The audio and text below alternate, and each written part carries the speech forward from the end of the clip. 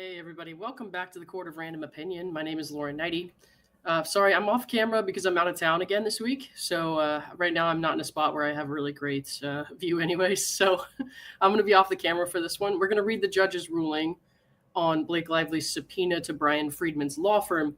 Now, if you guys remember, we had a hearing on that last week. That's when we found out that Blake Lively had actually sent subpoenas to 107 content creators or social media users across at least Twitter, TikTok, and YouTube.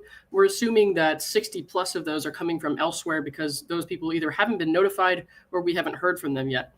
But this was all part of the hearing on the subpoena to Bryan Freedman's firm. Bryan Freedman, of course, is the lead attorney for the Wayfarer parties and Justin Baldoni.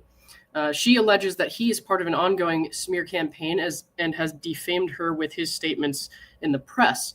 Now, there's been a lot of concern about that because what she's asking for in a lot of these requests is privileged information.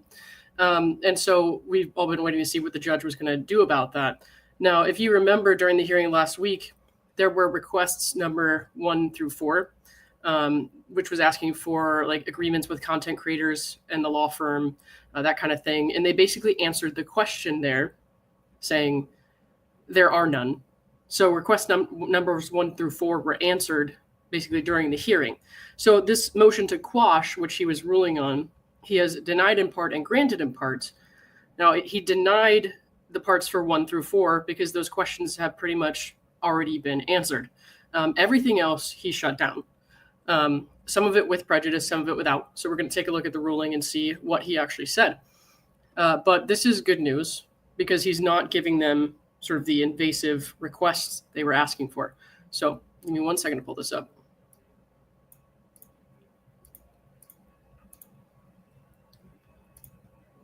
Okay. All right. Make sure you guys can read that. Okay.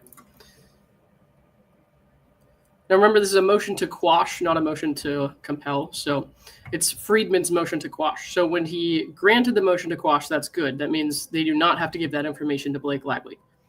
All right. The subpoena seeks documents for use in Lively versus Wayfarer, a case pending before this court. The subpoena was issued by this court. In the pending case, Lively alleges that she was the victim of sexual harassment by defendants Justin Baldoni and Jamie Heath while filming the motion picture It Ends With Us, and that her employers, Wayfarer Studios and It Ends With Us movie, failed to prevent or remedy this harassment. She also alleges she was the victim of retaliation by the Wayfarer parties as a result of her claims of sexual harassment. In particular, she alleges that on July 31st, 2024, Wayfarer and Baldoni retained a crisis communications specialist and her company to conduct what the specialist characterized as an untraceable social manipulation campaign. And as you guys know, that is absolute bullshit at this point. And there was a time when I thought maybe the publicist did have a hand in something like that. But as more came out and as time went on, it just seemed more and more unbelievable. And then I knew she was a lunatic when she accused me basically of being a part of it by trying to subpoena my information and now 106 others, some with less than 100 subscribers. At least one of them had 1 subscriber. So this is all bullshit. The campaign involved the retention of a company that specializes in executing confidential and untraceable campaigns across various social media platforms, which was engaged to advance the campaign on social media platforms and internet chat forums. Lively alleges that the goal of the campaign was to spread disparaging content about her on social media and in the press. Lively filed her original complaint on December 31st. Liner represents the Wayfarer parties in this litigation. All right. So we know about the amended complaints. I'm not going to read too much into this. Hold on. She alleges that much of this phase of the campaign has taken place in the form of statements by defendant's lawyer, Mr. Freedman. Lively identifies 8 specific statements made by Freedman outside of court proceedings in the time period from December 2024 onward that she alleges are false and defamatory, and claims on information and belief that defendants approved and authorized Mr. Freedman to publish the statements as their agent. She also alleges that defendants continued to perpetrate the untraceable digital campaign and have continued to push negative and derogatory content about Ms. Lively and her family to content creators, journalists, and others. She claims that defendants' counsel has threatened witnesses, journalists, media entities, and others if they publish unfavorable information about Baldoni or other defendants. I mean, This lady is so paranoid. It's crazy. Although Liner asserts that it was retained as counsel only in December 2024, the amended complaint notes that the Wayfarer parties discussed hiring Freedman as early as August 2024. Right, but they didn't. So, what's your point? One second, let me get some water real quick.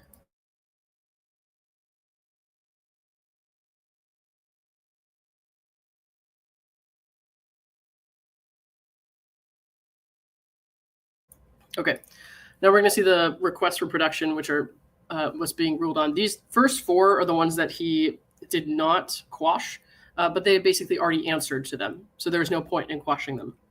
And you heard him ask that during the hearing when he said, why are you asking me to write an order to quash something you have effectively already answered here in front of this audience in court? So it doesn't really mean anything, to be honest. So, all right. Request for production number 1 was agreements effective at any point from July 1st, 2024 to present between, let's see, you, the law firm, or on behalf of on behalf of the Wayfarer defendants, and any content creator concerning the consolidated action, Blake, Ryan, Wayfarer defendants, digital campaign, blah, blah, blah. All right. And then request number 2, let's see, invoices for services rendered or third-party services between the law firm and content creators. Number 3, let's see, payments made between the law firm and content creators. And number 4, let's see, documents sufficient to identify the names of the financial institutions, the names of the account holders, and any account numbers associated with all bank accounts you use to make or receive any payments concerning the use of digital, online, content creator, or influencer services. So the answer that they gave to request number 1 through 4 in open court was there are none. So there was no point in the judge quashing those because they already answered them. And it's not giving any privileged information because there's nothing to give, which I'm sure Blake won't accept, but she has to now. So, all right. Request for production number 5 from July 1, 2024 to present, documents and communications involving you, the law firm, concerning digital, online, content creator, or influencer services concerning Ms. Lively, Mr. Reynolds, any of the defendants, blah, blah, blah. Okay. Number 6, from the time period July 1 to now, July 1, 2024, so a little over a year, all documents and communications between you and any journalist, reporter, producer, editor, or any other representative of a newspaper, online news source, podcast, television network, radio station, or any other form of media concerning or relating to the consolidated action, blah, blah, blah. Okay. Number 7 asks for, from August 1, 2024 to now, all documents and communications reflecting any communication with any source that provided you information relating to or that formed the basis for Mr. Freedman's public statements regarding Ms. Lively. So that would probably include a lot of privileged information. Number 8 as well, same time period, asking for documents including mobile phone billing records sufficient to show the calls you or Mr. Freedman made and or received with any source concerning information relating to or that formed the basis for Mr. Freedman's public statements regarding Ms. Lively. Okay.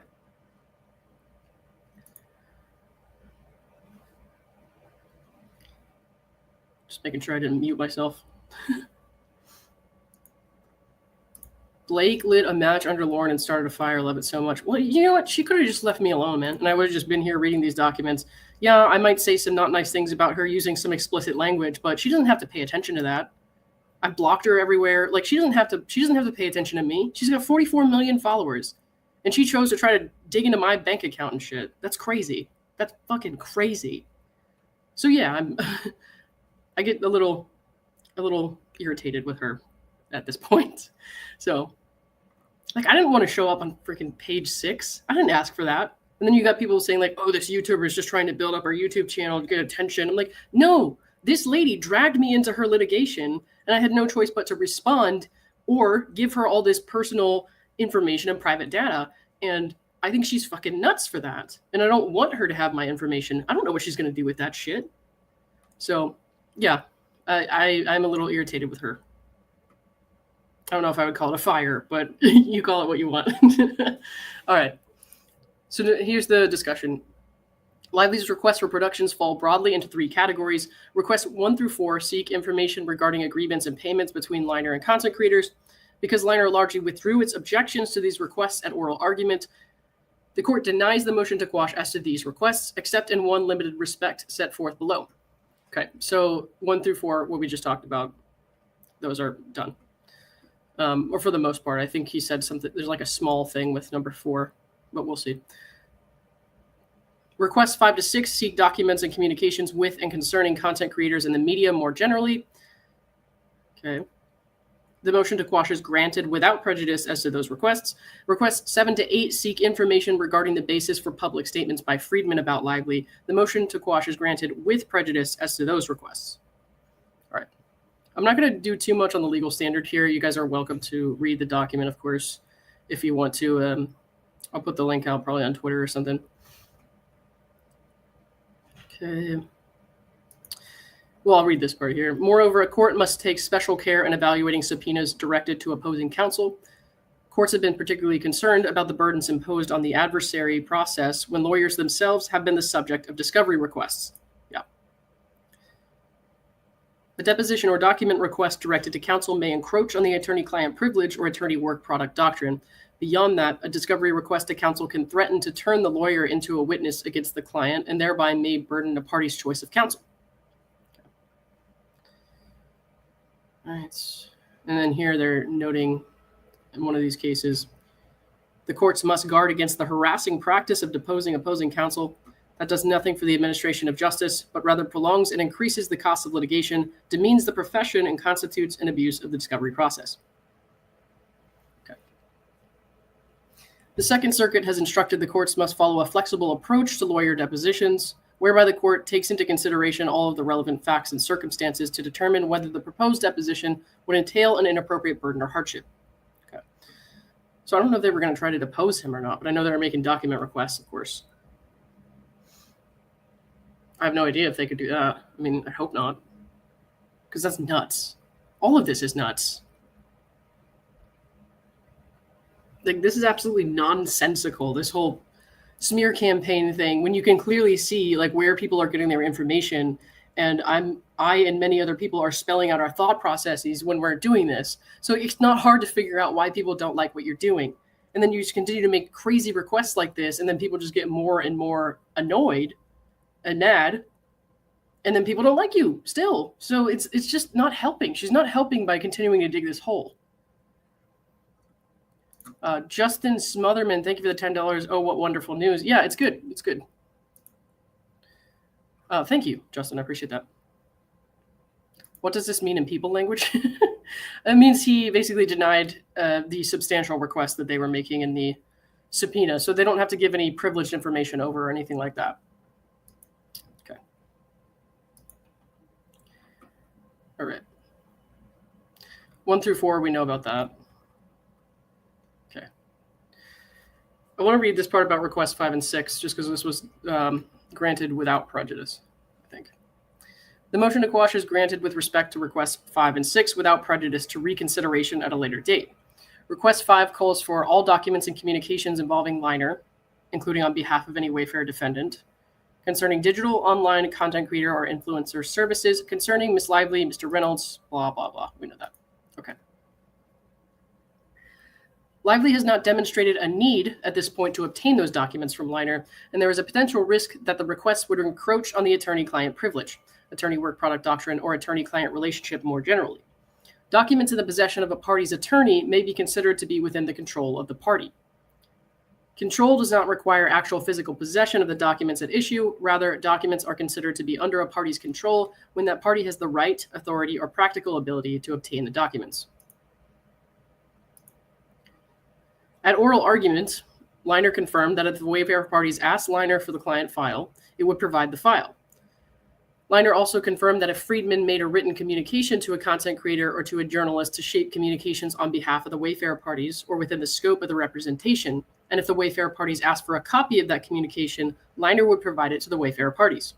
Thus, many, if not all, of the documents called for by requests 5 and 6 should be attainable through a request to the Wayfarer parties.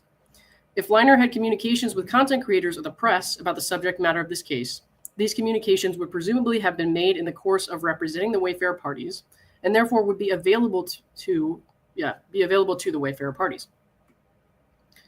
If for whatever reason Liner communicated with the press and content creators about this case outside of its representation of the Wayfarer parties, such communications would at this stage seem minimally relevant to Lively's claims. All right. What does that footnote say? Request 5 states that Liner does not need to produce documents in the possession, custody, or control of the Wayfarer defendants, only documents uniquely retained by Liner. This is somewhat contradictory, as documents uniquely retained by Liner, meaning that the Wayfarer parties do not have a copy, would still be in the custody or control of the Wayfarer parties if they are part of the client file. The court does not read the request to solely seek Liner's communications with content creators independent of its representation of the Wayfarer parties.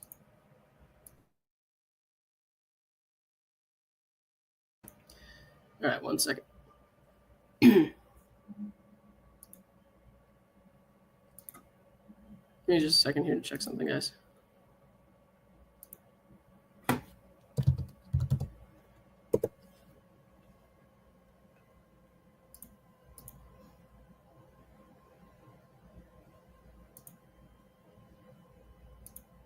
Sorry, I may have missed something on the other docket, so I want to check that real quick. Yeah, okay, so Blake filed another motion for sanctions against defendant's counsel. Yep. And that's probably to go with the issue of the sealing of the deposition transcript. And they filed a motion to strike. I'll go over that after this. Okay.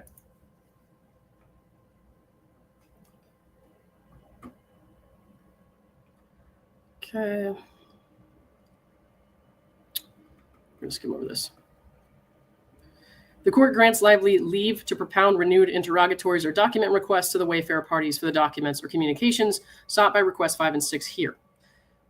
If there is dispute over the Wayfarer parties' responses to these interrogatories or related document requests, the issue may be raised with the courts, and the parties themselves may raise objections. Absent some showing that Liner has relevant information or documents that cannot be as obtained through a request to the Wayfarer parties themselves, there is no reason to resort to a subpoena to trial counsel, given the attendant risks to the adversarial process. Lively has leave to move for reconsideration of this rulings at a later date if necessary, including after the time period set out in Local Civil Rule 6.3. Sorry about that. Let me move that real quick. Sorry, my friend just texted me something weird. All right. Okay, so 7 and 8 we know were dismissed, or that was granted with prejudice. So there will be no reconsideration on that. That's seeking privileged and work product protected information that has little relevance to Lively's claims. All right. So we don't need to read too much into this. Okay. Conclusion, right. So it's granted in part, denied in part. Of course, the part that was denied, that would not be quashed, was requests 1 through 4, which they already answered. There is none to give. So everything that they really needed to be quashed, requests 5 through 8, that was granted. So, and of course, 7 to 8 granted with prejudice, meaning they can't reopen that issue. So, all right, let's get into this sanctions request.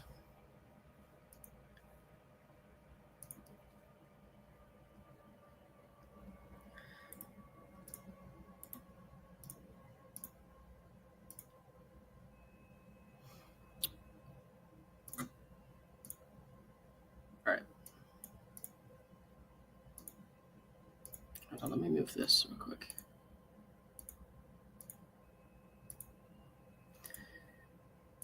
All right.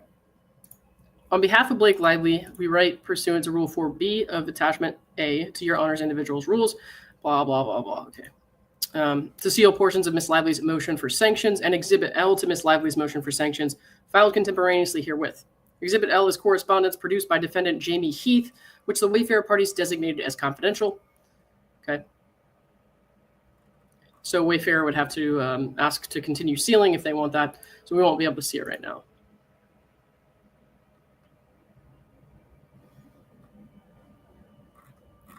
This is a really short document. Motion for sanctions and Exhibit L to Ms. Lively's motion for sanctions. I don't see any exhibits on this. Give me 1 sec. Try to pull that up.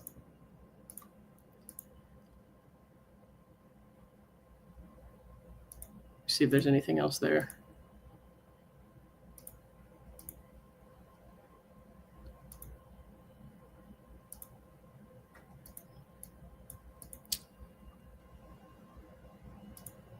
So she's asking for sanctions against Bryan Freedman specifically, yes.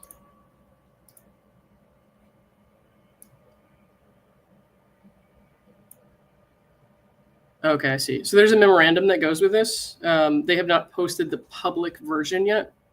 So let me read over this really quickly. And then if it's not up yet, I'll just I'll end the stream and I'll start again when it is. But right now, let's read this letter. Plaintiff moves pursuant to New York Rule of Professional Conduct 3.6 and FRCP 16F for sanctions against defendant's counsel, Bryan Freedman. Ms. Lively respectfully submits that the court should impose sanctions against Mr. Freedman as a consequence of his relentless media campaign to harm Ms. Lively's character, credibility, and reputation. Are we on this again? The guy's barely said anything in months, it feels like. For these reasons and those set forth in more detail in the accompanying memorandum, the court should impose sanctions on Mr. Freedman. So this lady is just like desperate to fight anyone at all times who has said anything she doesn't like about herself. And she really needs to calm down. He hasn't really done any interviews or anything like that in a long time. I think since like June? That's ridiculous. Again, let me see if the memorandum pops up here in a second, and we'll read that if it does.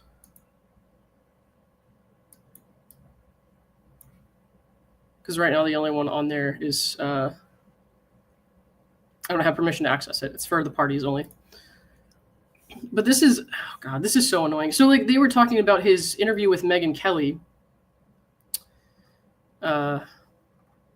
Keyboard got stuck. What do you mean? They were talking about his interview with Megyn Kelly in these recent filings where Megyn Kelly, not Bryan Freedman, said that the public perceived Blake Lively to be a bitch and that she was out of touch or something like that. Those aren't the exact words. But the thing is, like, Megyn Kelly wasn't even saying Blake Lively is a bitch. She was saying the general public perception at that point. She was speaking about how the public viewed her based on her actions. And saying, like, the public thinks she's kind of a bitch. That's how she comes across. And so they tried to pass it off as Bryan Freedman said Blake Lively was a bitch, apparently. We don't have the actual court transcript for the hearing, but that was the people who were there and who did a recap. Apparently that was what they were trying to imply, at least. And we know that they've used some creative wording and tactics to kind of accuse people of things that they haven't done recently, because they did it to me, trying to imply that I was on some kind of tag list. And then, of course, you know, people on the other side of this who really believe this whole smear campaign story, which seems to have no roots in reality, by the way, of course, went and said, these creators lied to you. They're all on the tag list. That's why they were subpoenaed. And then, of course, you have now people coming out and saying, well, I think Spillsesh said that the subpoena to her was withdrawn because they asked her, you know, did you have any communication with Justin's team? And she said no. And so they withdrew it. But if that's really what they wanted to know, then they would have asked us for communications. They would have subpoenaed us for communications. My name, my email address, everything, it's public. It's been public. So there was no need to subpoena my bank accounts, my IP addresses, blockchain data, credit card numbers. There was no need for them to ask for that if they were looking for communication. So now you have, in hindsight, now that many of us have asked for sanctions, protective order, et cetera, and kind of put out into the universe, hey, this is being used to harass and intimidate people, because these are only going out to people who have spoken unfavorably about her online, or maybe said something about her case that, you know, she didn't like. Now they're kind of coming up with bullshit answers in retrospect. Like, I know they said to Spiritual Shift, it had something to do with Andy. And I'm thinking, this person didn't really have any relationship with Andy. I'm not saying, you know, Spiritual Shifts. I believe she's telling us what they told her. I'm just saying I think they lied to her, obviously. So it's like that doesn't even make sense. And then most of us, they're asking for stuff from July 2024 to now. I mean, I didn't even meet Andy until I don't know when. So the stuff that they're saying to other people doesn't even make sense, especially in my case. They couldn't give me any answer at all whatsoever. That entire time, they refused to meet and confer. despite my trying to schedule with them a couple times. It's ridiculous. All right, let me see if we can get this pulled up. Yeah, there's still no public version. Okay. Here's what I'm going to do. I'm going to end the stream for now. And then when this comes up, I will come back on because I do have about 15 more minutes of work too. So, all right. Thanks, guys. I will see you probably pretty soon when this comes out. Appreciate it.